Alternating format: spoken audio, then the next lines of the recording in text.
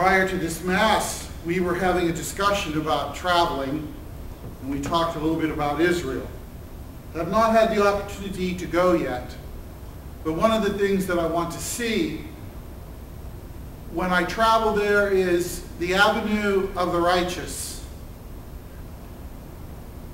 This boulevard has been established to commemorate those people who during World War II risked their lives and their fortunes to save their Jewish brothers and sisters from the horrors of the Holocaust. They're referred to as righteous. You heard that word come from our scriptures today. But unfortunately, righteousness is not something that is held up as a good quality in society. You in fact hear it used deridingly. Oh, they think he's so righteous. Okay? So righteousness is a quality that the Gospels tell us that you and I should seek after. So what is it that makes a person righteous? You hear that detailed in the Gospel. It's not so much about how much did you put into the collection plate, or how many times you attended Mass, or temple in that case. It is what did you do for those that were less fortunate than you?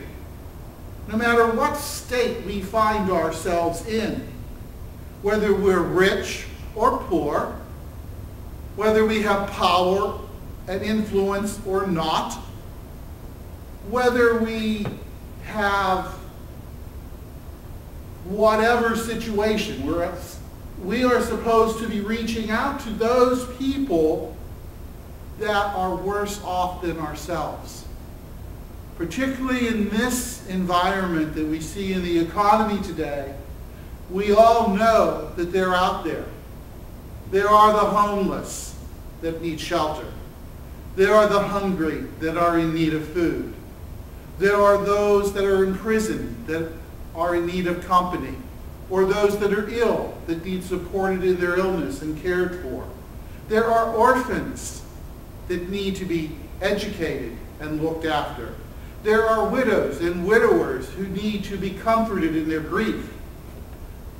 We could go on and on about what is there that needs to be accomplished. And it is for those that pick up that task, that try to address the needs of others through their actions. Not just their wallets, but through their actions, through their social policy, that are the righteous in today's society. And it is those people that the Lord tells us a reward is waiting for you.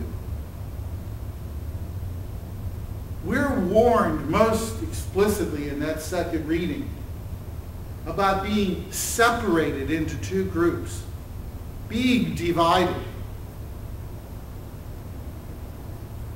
I shared with the nursing home this morning, I'm teaching first graders right now how to separate so they learn how to subtract. And so we join all these Unifix cubes together. And then we come up with a number of blocks that we want to separate out and set aside. That's what it's going to be like. We're going to be gathered together one day before the Lord, and part of us are going to be swept aside because we were too blind to our own needs to see the needs of others right beside us. And so no matter where you find yourself, at work, at home, out on the streets, we're called upon to open our eyes to see the need.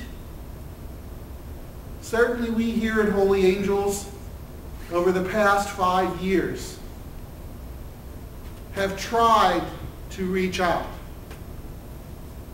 We certainly have our items, as we have behind me today, for the food pantry.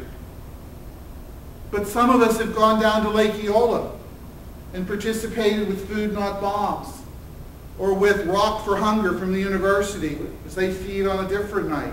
And we've been down in the parks with the people. We have certainly tried to reach out to those women that are trying to raise their children by themselves and donating baby clothes and car seats to the Jesus, Mary, and Joseph Center out by the university. We have reached out to children in third world countries just last week with the collection of those shoe boxes for Operation Christmas Child. We have taken up, small as we are, offerings for the earthquake that hit Italy, for the flooding that took place in Australia, the things that went on in Japan with the nuclear disaster. Your generosity is there. I know that you are a people of good heart. But as we go about our daily lives, we have to keep that good heart open to those that are in need and to try to respond. So that when the time comes for us to be separated, may we all find ourselves on the side of the Lord, on the side of our King and our God, so that we will rejoice in heaven with all the saints who have done his will here on earth.